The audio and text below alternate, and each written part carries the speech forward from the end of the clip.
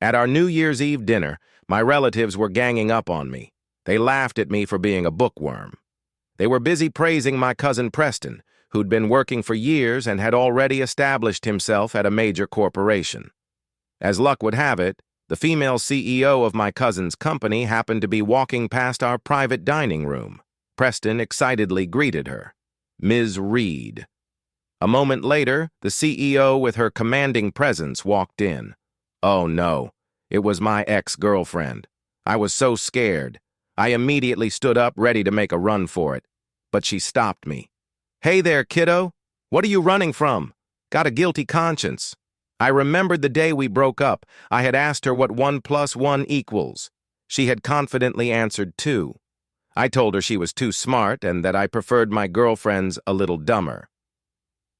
Then I promptly blocked her, deleted her number the whole 9 yards. I never imagined our reunion would be under these circumstances. She narrowed her eyes, looking me up and down. Hey there, kiddo. What are you running from? Got a guilty conscience. I was so embarrassed I could feel my toes curling inside my shoes. No, not at all, Monsieur Reed. Hello? H. She snorted completely, ignoring the desperate, pleading looks I was shooting her way. Sit down, my mom yelled. Ethan, you're being so jumpy. It's incredibly rude. She had an expression that screamed, this son of mine is such an embarrassment. I had no choice but to sit back down. After that little interruption, my aunt enthusiastically addressed Chloe. Ms. Reed, why don't you sit down and join us for dinner? Our family really wants to thank you for recognizing Preston's potential these past 2 years. I secretly shook my head. My aunt was really getting ahead of herself. This woman is a total germaphobe. There was no way she'd be willing to eat with us. All right, a completely unexpected answer. I looked up just in time to see a slight smile playing on Chloe's lips. Her eyes filled with amusement. She walked over and sat down in the empty chair next to me. My aunt quickly flagged down a waiter to bring another menu, ready to order more food. My cousin Preston, with a sycophantic smile, unwrapped a new set of silverware for Chloe. She smiled and asked me, What's your relationship to Preston? Before I could answer, Preston answered for me. Ms. Reed, he's my cousin. Just a nerd. Hasn't seen much of the world. Don't mind him. As soon as he finished, my aunt chimed in. That's right. Ethan's in his late 20s and still in school. He's studied his brain to mush. When he saw you grace us with your presence just now, he was so scared he actually tried to run away. He has no manners at all. He's a disgrace to the Miller family. My aunt shot me a contemptuous glare and then added, My Preston isn't like that at all. His people's skills are impeccable and he has the privilege of working under you, Ms. Reed. Chloe frowned slightly, ignoring her and turning to me. Are you still in grad school? Yeah, my final year. I turned my head away, unable to meet her gaze. What school do you go to? She pressed. I ignored her, hoping to just get past the question, but my mom jumped in and answered for me. Ms. Reed, he's at NYU studying jewelry design.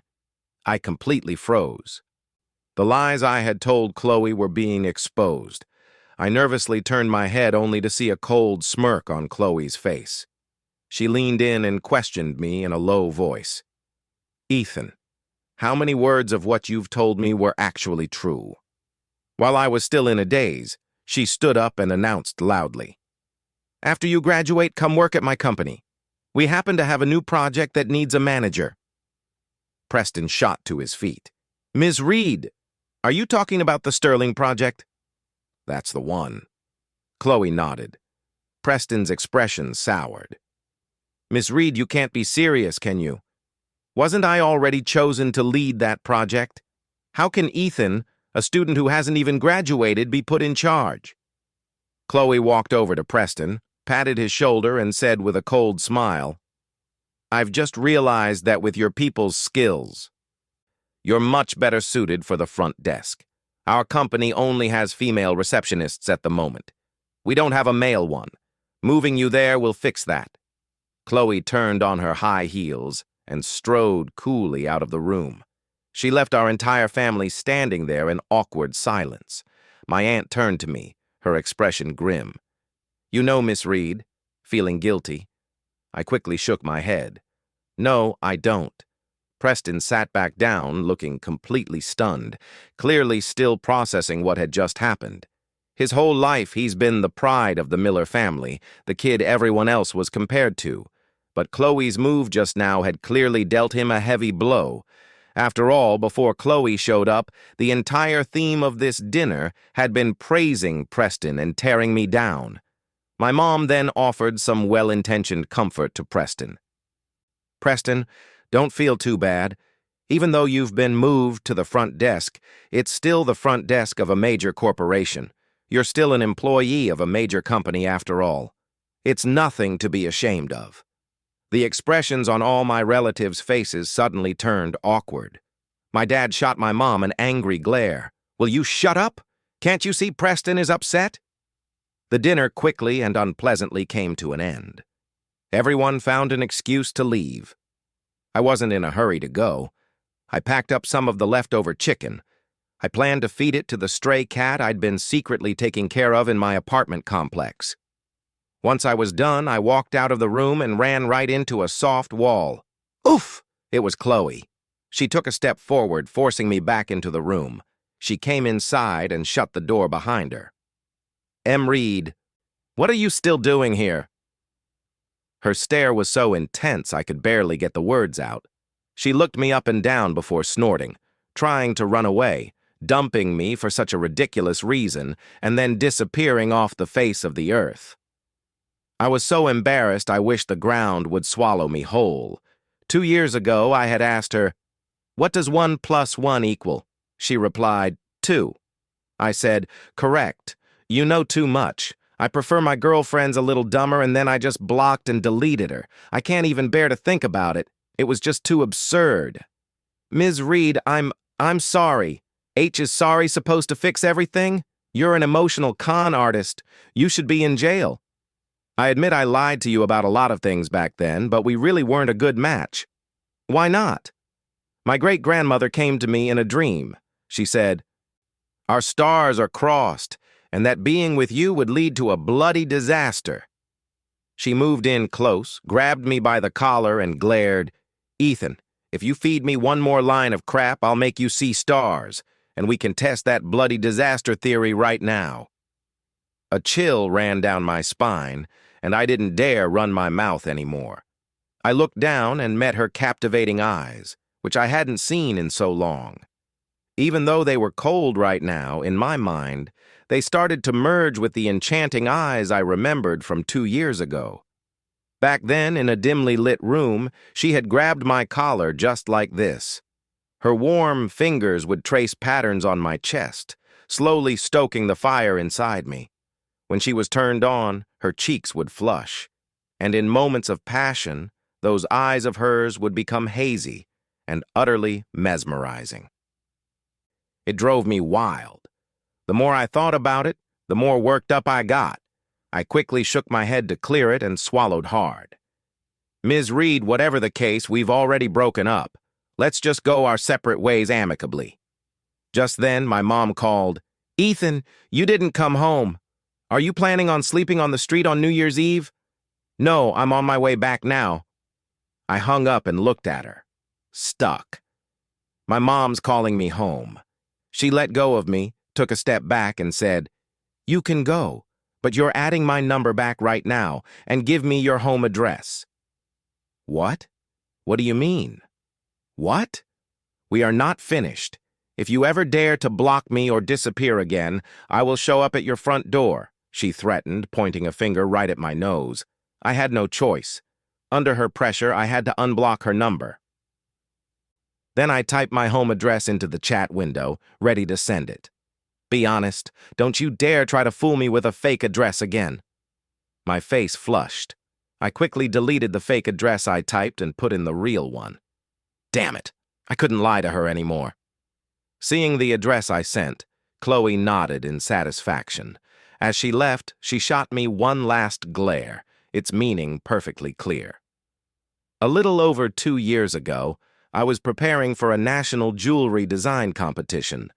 Preston, out of jealousy, destroyed all the files for my design proposal. All my hard work went down the drain. In a fit of anger, I didn't go home for the holidays that year. Instead, I went on a road trip by myself. I didn't expect to get caught in a blizzard and ended up stranded on the highway. So was Chloe.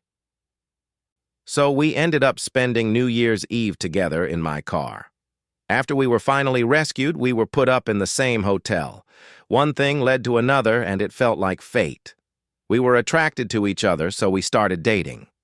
At the time, I didn't think a romance that started so suddenly could ever last. On top of that, because of my family background, I didn't even dare to be my true self with her. Of course, back then, I didn't know who she really was either. I just knew she was this beautiful, older woman who seemed cool and distant on the outside, but was completely different underneath. She was a germaphobe and a bit of a control freak. Every night she made me sing to her to help her fall asleep, and it had to be the same song on repeat. Twinkle, twinkle, little star. I had to keep singing until she was asleep. After a few months of singing, Twinkle, twinkle, little star, I just couldn't take it anymore. Plus, the semester was starting and I had to get back to my studies. So, I broke up with her. I treated it all like a dream, never expecting to see her again in my life. When I got back to my apartment building, I received an iMessage from Chloe. "It's been a while since I've heard you sing Twinkle, Twinkle, Little Star. Remember to call me later and sing it for me." I shook my head with a wry smile, put my phone away, and headed upstairs. As soon as I opened the door, I saw my dad sitting there with a grim expression. The moment he saw me, he shot up his tone, hostile. "Don't even bother taking off your shoes. You're coming with me to your uncle's house right now to apologize to Preston and your aunt." I froze for a second, then ignored him and kept taking off my shoes. Smack. He slapped me across the face. My left cheek was instantly burning. "Are you deaf? Didn't you hear what I said? Go apologize to your aunt and her family, or you can forget about celebrating the new year in this house." I looked at his cold, indifferent eyes and couldn't help but sneer. "You should have said so earlier. If you had, I wouldn't have bothered coming back at all. You?" My dad was so furious, he raised his hand to hit me again. Just then, my mom walked over and said in a sarcastic tone, "Since you hate Ethan so much, why don't you just adopt Preston as your son?" That's right. I don't like him.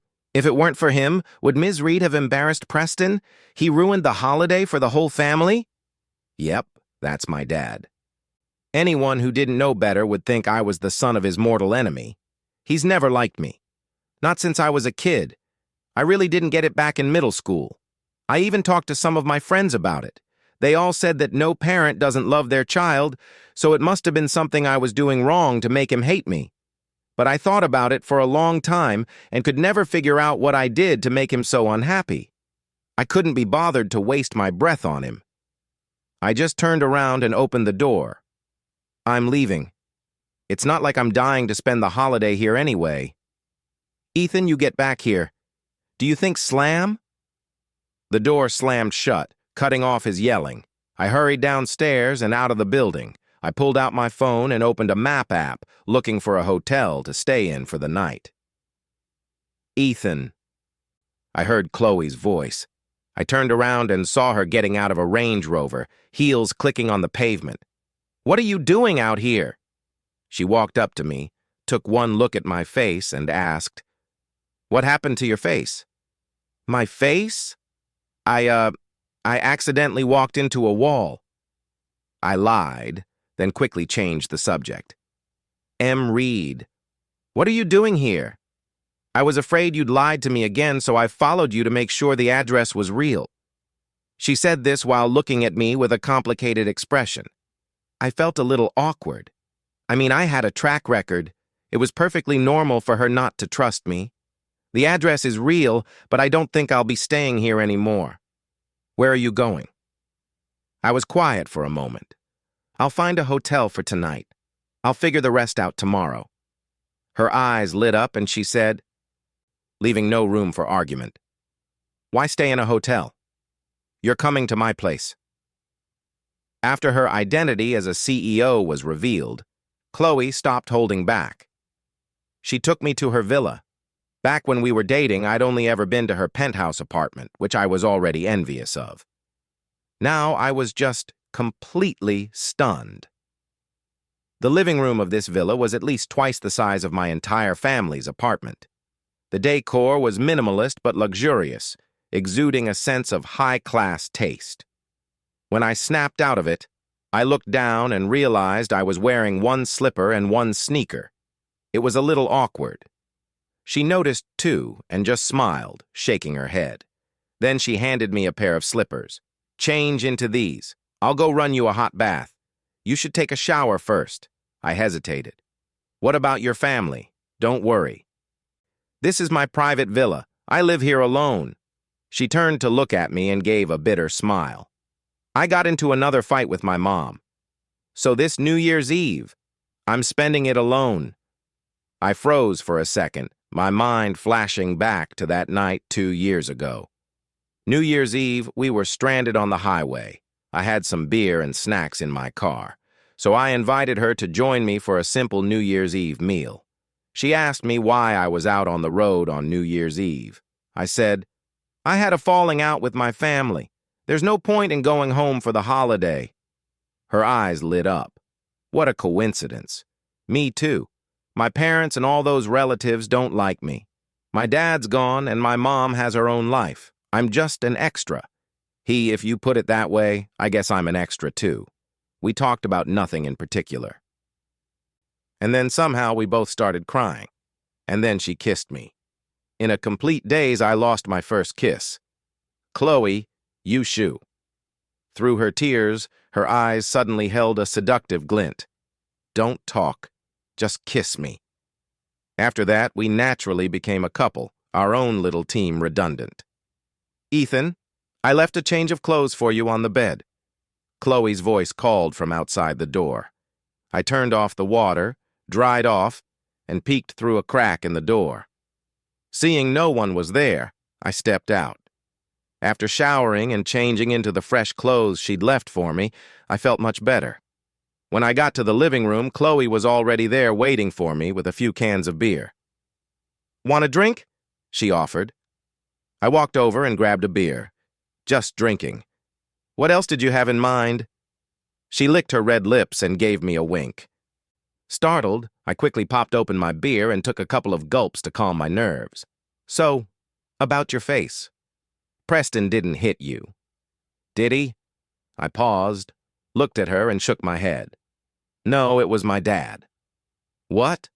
Your dad? Why?" She looked surprised. Then her eyes narrowed. "Was it because of what happened with Preston?" I didn't say anything, which was answer enough. "I'm sorry.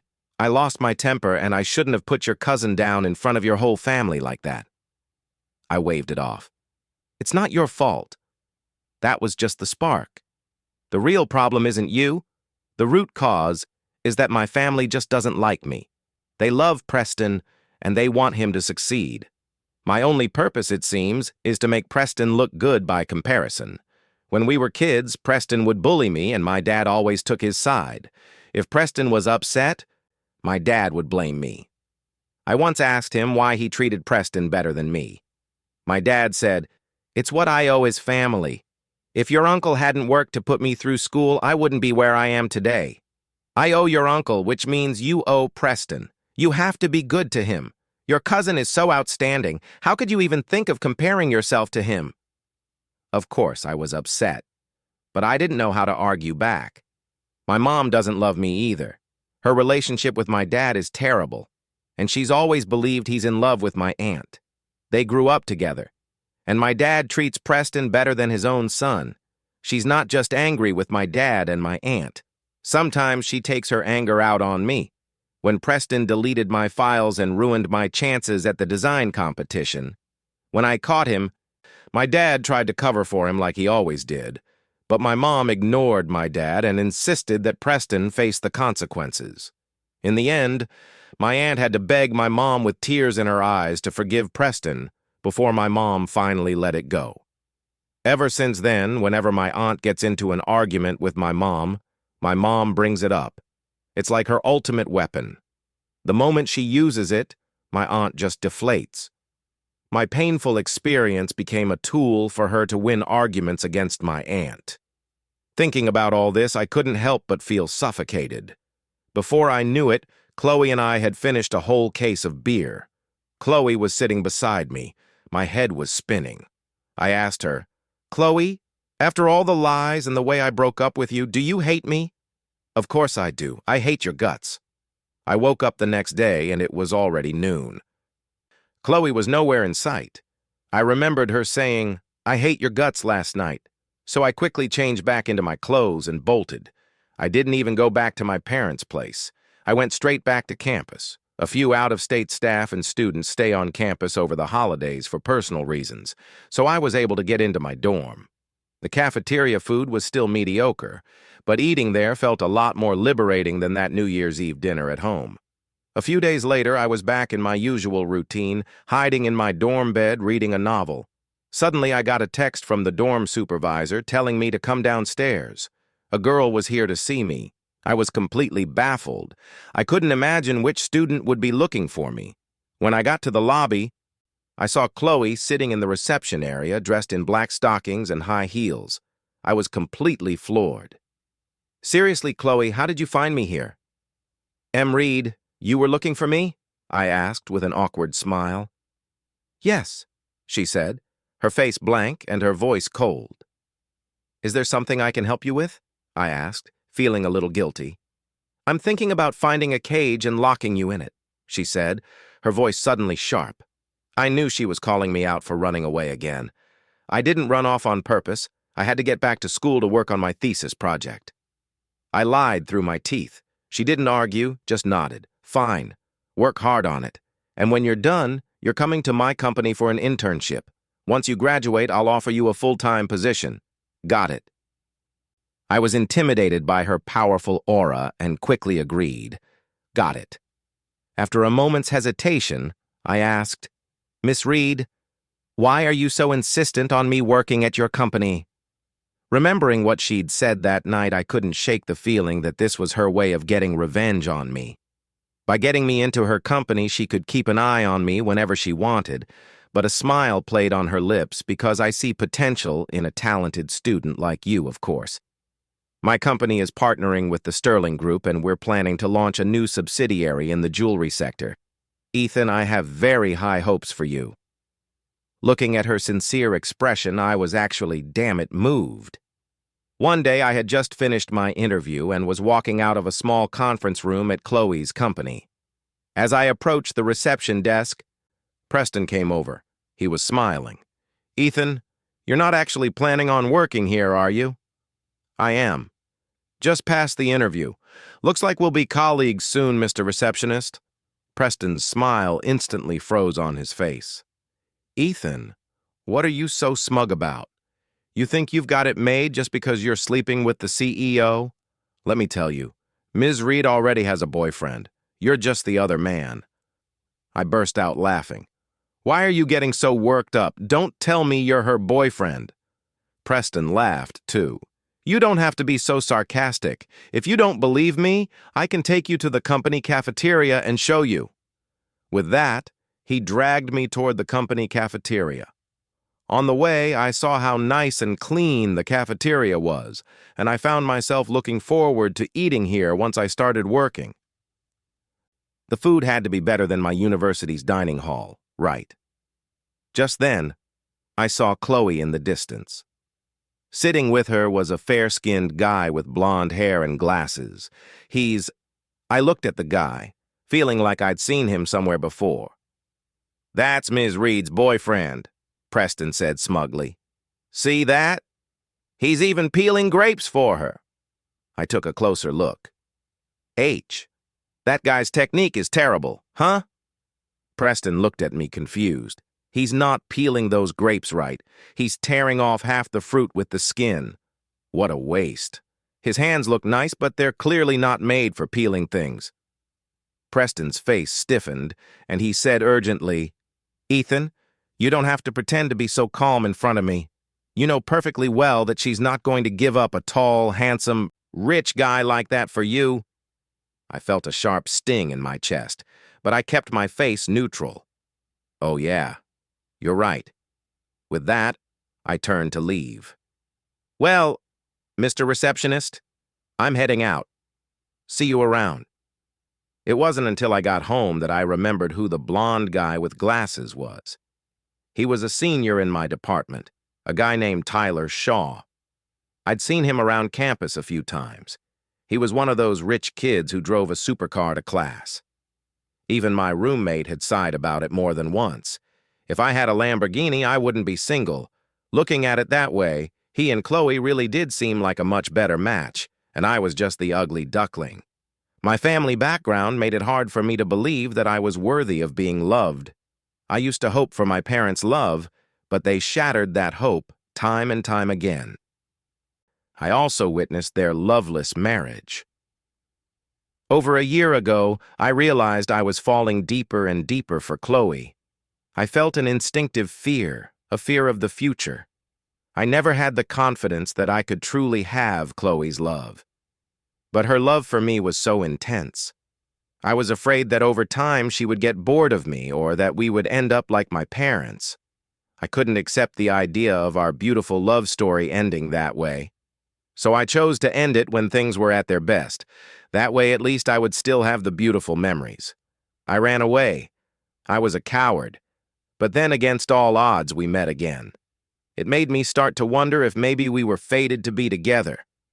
But then seeing her with her boyfriend Tyler crushed that fledgling hope. It was for the best. I was never good enough for her anyway. It was better to stop having such unrealistic fantasies. Or maybe this was her revenge for how I deceived her. March 14th. First thing in the morning, she sent me a good morning text. I didn't reply. Later that morning, she texted again. Are you free today? At noon, she sent me another text. Just a question mark. I was getting annoyed, so I just blocked her number again. But I couldn't stop thinking about her, so I went to the basketball court to clear my head. Working out always helped me temporarily forget all my worries. I played until evening, then headed back to my dorm with my basketball. But as soon as I walked in, I saw Chloe sitting in the lobby. The moment she saw me, she shot to her feet and stormed over. What is your problem? Did you block me again? I took a startled step back and asked through gritted teeth. Miss Reed, what do you want? She stared right into my eyes. I couldn't meet her gaze and looked away. What did I do to upset you this time? Why did you block me again? It's nothing. I was just stressed out, so I went to play basketball. Stressed. She frowned, looking like she wanted to say more but held back. Finally, she said, Go change. You're having dinner with me tonight. I don't want to. I was about to refuse, but then she said, I already made a reservation at the Lunar Banquet. You always said you wanted to try that place. Rumble. My stomach betrayed me with a loud growl. I swallowed hard and said through gritted teeth, I'm not going to dinner all sweaty. Wait for me. I'm going to take a quick shower. I figured since she already had a boyfriend, there was no chance for us anyway. This might be my last chance to get a free meal out of her. And after playing basketball all afternoon, I was genuinely starving. I didn't hold back with Chloe. I ordered a ton of food and dug in. She barely ate, just sat there watching me. Every now and then, she'd put more food on my plate. Open up. She peeled a shrimp, dipped it in sauce, and held it up to my mouth. I let her feed me. Is it good? I hesitated for a second, then nodded. It's delicious. It really was good. It's a shame. If I hadn't seen her with Tyler, I probably would have been moved to tears. Full and satisfied, I got into her yellow Maserati GT. The cool breeze blowing and felt amazing. No wonder people love going for drives in supercars. I thought she was taking me back to campus, but instead she pulled up in front of her villa. I looked at her confused, but she unbuckled her seatbelt, swung her leg over the center console, and settled onto my lap. Before I could even react, her lips were on mine. I was stunned for a long moment before I finally processed what was happening. I shoved her away and wiped my mouth with the back of my hand. Chloe, Don't you think you're going too far? She looked at me surprised. Ethan, what's wrong? I was wrong to lie to you. I get that you hate me for breaking up with you so suddenly. I understand. If you want to get revenge on me, that's fine, but how is this fair to your boyfriend? I glared at her, breathing heavily with indignation. Huh? She looked completely baffled. What boyfriend? Ha ha! Are you still going to play dumb with me? I sneered. I saw you the other day. You were in the company cafeteria with that blonde guy. He was even peeling grapes for you. How sweet! Though his technique was terrible, he ruined most of the grapes. Ha ha ha ha ha ha ha ha ha ha ha ha ha ha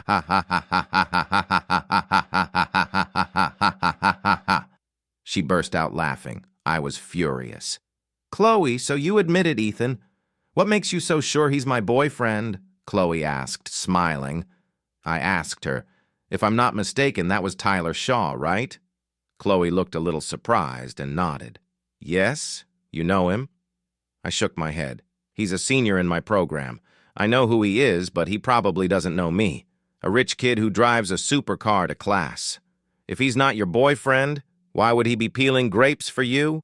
She smiled, moved back into the driver's seat, and buckled her seatbelt. Ah, so little Ethan was jealous. That explains why you suddenly blocked me again. With that, she started the car. 10 minutes later, the car pulled up in front of another villa on the south side of town. She got out, opened the gate, and led me to the front door of the house. After she rang the doorbell, an impatient male voice called out from inside. Who is it this late at night? The blonde guy with glasses opened the door, wearing pajamas. Huh? What are you doing here? Chloe pointed at me and said to him, Hey, could you please explain our relationship to him? The blonde guy looked at me, then back at Chloe. All right, so you finally got a boyfriend. He waved at me. Hey, I'm Tyler. I'm her brother. My eyes went wide. What? Yep, her half-brother, same mom. I looked at Chloe and she nodded to confirm. My mom had him after she remarried. After explaining, she turned to Tyler with a smile. He saw us eating in the company cafeteria the other day and thought you were my boyfriend. Oh, and by the way, he also said, Your grape peeling skills are terrible. Tyler and I looked at each other and shared an awkward laugh. Hey man, I'm Ethan. I'm also in the jewelry design program at NYU. No way. What a coincidence. We started making small talk until a sweet female voice called from inside the house. Tyler, honey, are you done yet? Oh, it seemed we were interrupting something important. We left the yard and got back into the Maserati. She looked at me with a grin. So, Ethan, are you still mad at me? My face flushed. I'm sorry, I misunderstood. So, how are you going to make it up to me? She gave me a seductive look and licked her lips. I swallowed hard, my breath quickening. Without another word, she leaned in and kissed me, her soft, sweet tongue exploring my mouth. We didn't stop until we'd gone through the entire alphabet. She leaned close to my ear again. You're not going back to campus tonight, are you? I hesitated for a second, then said, Okay, but this time I get to be on top. However, Chloe, that wicked woman, went back on her promise. She completely wore me out from on top. And after we were finished, she still made me sing Twinkle, Twinkle, Little Star to her until she fell asleep. When I woke up the next day at noon, my entire body was aching. You're awake. She was lying on my chest, looking up at me with a smile. I blinked sleepily, looked around and yawned. The events of last night slowly came back to me. You're a wild woman. You completely exhausted me. She pinched my cheek with a wicked grin. That's what you get for misunderstanding me and blocking my number. Consider it your punishment from your master. I gave a helpless rice smile. She always did love to role play. By the way, what made you go to the company cafeteria in the first place? She asked Preston. Took me Preston him again. The smile vanished from Chloe's face. Isn't he your cousin? Why is he always giving you such a hard time? It was the same at your family's New Year's dinner. He humiliated you right in front of me, a complete stranger. I sighed helplessly and proceeded to tell Chloe everything about my family. I told her how my family had never liked me ever since I was a kid, how my dad adored Preston and despised me, how my mom always used me as a weapon in her fights with my dad and my aunt. The reason I lied to you before is because my family situation is just so messed up. I didn't dare tell you. It's also why I broke up with you. I had no confidence in our future. I was afraid that if you knew the truth about my family, you would leave me. So I figured it was better to end things when they were perfect, so at least we'd have the good memories. Chloe's eyes grew misty. Sniffle. Oh, Ethan, you poor thing. But don't you worry. I don't care about any of that, and you don't have to care what they think either. They don't like you, but I do. I paused for a second, then asked, "But didn't you say you hated my guts?" "Oh, you idiot." She gave me a light smack and rolled her eyes. Of course, I was just saying that because I was angry. As long as you promise not to block me again and not to just run away without a word, I will always love you. Damn it. This wicked woman, Chloe, had gone and made me feel all emotional again. With the misunderstanding cleared up, I soon began my internship at Chloe's company. The company really was planning a new project in the jewelry sector. Since I was new and had a lot to learn, she assigned a senior employee to show me the ropes. Within a few days, I started noticing a lot of my coworkers whispering and pointing at me. I was confused. Was I dressed wrong? Did I do something to offend them? Before long, I overheard some coworkers talking about me in the cafeteria. "Did you hear that new intern is Ms. Reed's boy toy?" I heard who in the entire company doesn't know by now. At first, I thought he was some top student from NYU, but it turns out he just got the job through connections. Who cares if he's a top student? He's still just Ms. Reed's side piece. I took out my phone, hit record, and walked over to them. "Gentlemen, you seem to know a lot about Ms. Reed's personal life. Who told you I was her side piece?" They froze, exchanged a look, and then one of them said, "Everyone in the company knows. Are you really going to pretend you're innocent?" "Yeah," Preston told everyone. "Ms. Reed has a handsome blonde boyfriend. You knew she was taken, but you still seduced her just to get a job here through connections." I knew it. It was Preston again. I held up my phone. "You two should stop spreading rumors. I've recorded everything. You and Preston can take it up with Ms. Reed and see how that goes." The color drained from their faces. I ignored them and took the recording straight to Chloe. That's right. I had no intention of letting Preston and his big mouth get away with it. His jealousy had already cost me my design competition entry once. I had let it slide before because of family pressure, but I wasn't going to let him off the hook this time. Chloe had HR fire Preston immediately and posted an announcement in the company-wide chat. She clarified that Preston had been spreading false rumors about her. After the truth came out, the office gossips all came to apologize to me. I didn't blame them. To be honest, I kind of felt like I'd gotten the job through connections, too. I mentioned my concerns to Chloe. She reassured me. "I told you before I hired you because you're a talented jewelry design student.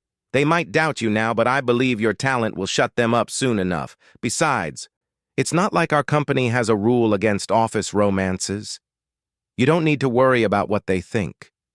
It's not important. For years, you've been so worried about what other people think that you've forgotten about yourself. That's why you've been so unhappy." Hearing her say that, I thought about my past, and it seemed she was right. I nodded. "From now on, I'm going to live for myself." "Good.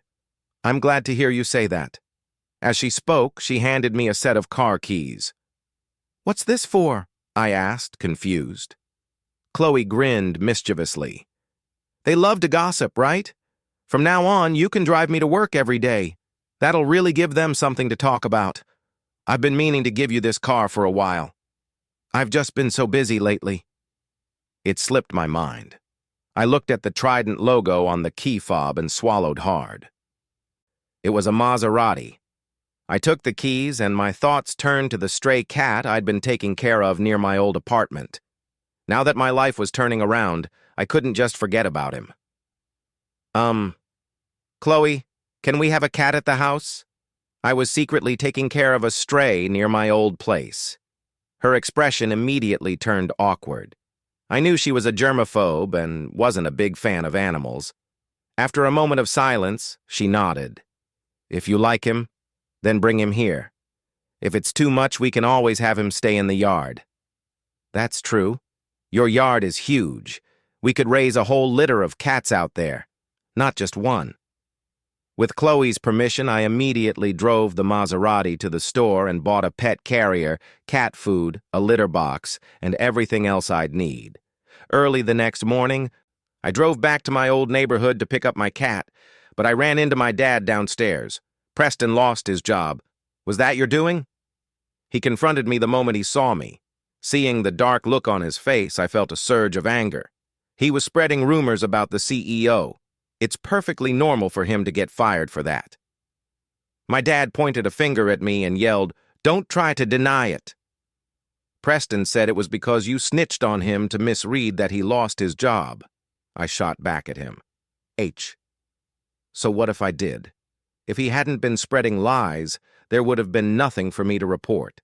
Tell him to stop blaming everyone else for his problems and take a look at himself for once and stop taking it out on me every time he's upset. If you feel so bad for him, go give him a hug and make him feel better. After I said it, I couldn't help but laugh. It had been like that since we were kids. Whenever Preston was unhappy, my dad would make sure I was unhappy too. If Preston bullied me, my dad would assume I had started it. If Preston went crying to my dad, he'd get taken to the store for a treat. As for me, I was lucky if I didn't get hit. Smack. My dad, furious, slapped me across the face. I was dazed for a second. I shook my head, and the ringing in my ears faded slightly. I put down the pet carrier and punched my dad square in the jaw.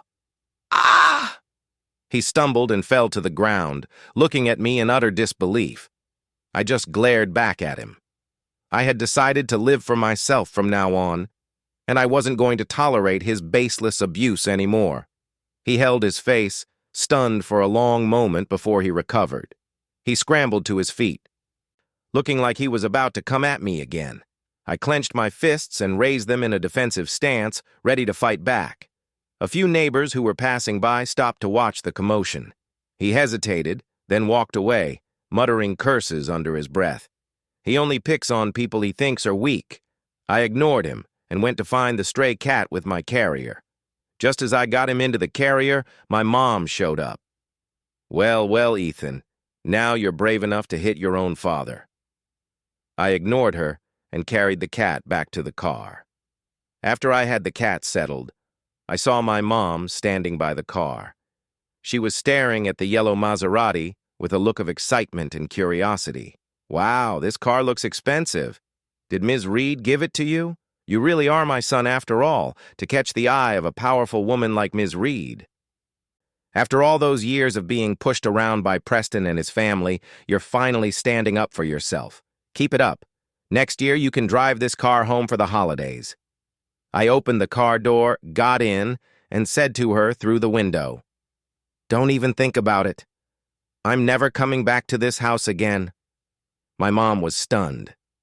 "What did you say?" "Your father hit you." "I didn't." I shook my head.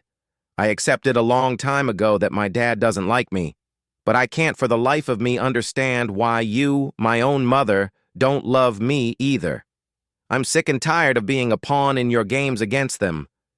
My mom was taken aback for a second. Then she sneered. "All that education has certainly given you a sharp tongue. Say whatever you want, but you're still my son. You can't just disown me as your mother." I stared at her, and through gritted teeth, I said word for word, "If I had a choice, I would never have been your son." With that, I rolled up the window, started the car, and drove away without looking back. I had long since given up on any hope for family affection, and it seemed I could live perfectly well without it. I brought the stray cat back to Chloe's house. "What happened to your face?" The moment she saw me, her eyes filled with concern. I didn't lie to her. I told her the truth. My dad hit me. It was because Preston got fired. But don't worry, I punched him back. It scared him off. To commemorate the occasion, I've decided to name this cat Festi, I said with a forced laugh. She suppressed her anger. "Who's the real son here? What kind of father acts like that?" I gave a helpless smile. It doesn't matter anymore. I'm never going back to that house anyway. I'm homeless now, so you can't kick me out. Otherwise, Feisty and I will have to hit the streets together. She laughed. "Nowhere to go. Perfect. That'll save you the trouble of always running away." "I won't," I said seriously. "As long as you don't kick me out, I'm not going anywhere." "Good. Then I can have my fun with you tonight," she said, licking her lips with a wicked smile. I swallowed nervously. "Let's not get too rough. My face still hurts." "Your face hurts?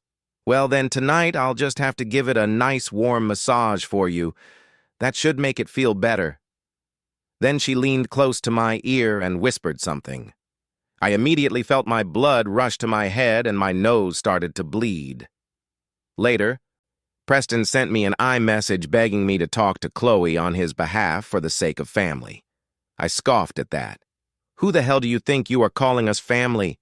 For someone so shameless, I just blocked his number. I didn't want to waste another word on him. The fact that he'd spread rumors about Chloe became a black mark on his record. No one else in the industry would hire him. He was too proud to work for a smaller company, so he just stayed at home doing nothing. Later, somehow, he ended up in Florida and got involved in a pyramid scheme. His beloved nephew scammed my dad out of a lot of money, and my dad's blood pressure went through the roof from the stress. My mom texted me, "Your father absolutely despises Preston now. That animal Preston scammed us out of all our savings. I'm going to divorce your father." I couldn't be bothered to respond. They were irrelevant people. They could do whatever they wanted. I was busy finishing my thesis project, a diamond ring I called Eternal Love. It was also the ring I planned to use to propose to Chloe one day. Finally, in early May, I finished it. On May 20th, Chloe and I were having dinner at home together. Halfway through the meal, she suddenly excused herself to go to the restroom. When she returned, she had changed into a white evening gown. She took out a small box and opened it. Set on a simple white gold band was a pale ice blue diamond. It was a type of diamond so pure and colorless it looked like a drop of water. "I designed this myself with a little guidance from Tyler," she said. "It's called the Ethan," she explained. A rare look of shyness and nervousness on her face. "Ethan, I want to marry you. I want to be able to hear you sing Twinkle, Twinkle, Little Star to me every night for the rest of our lives. Will you?"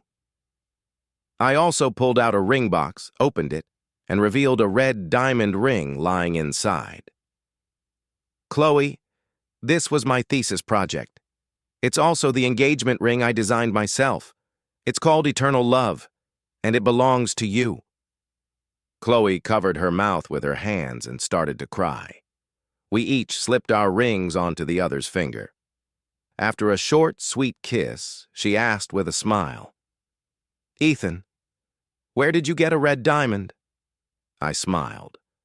"I borrowed it from your brother Tyler. I'll pay him back when I can afford it. That little sneak. So he knew all along that we were both secretly planning this. Fate may not have given me a loving family, but it gave me the most beautiful love I could have ever asked for. I am content, and I am so grateful. Thankful that I was given a second chance to meet."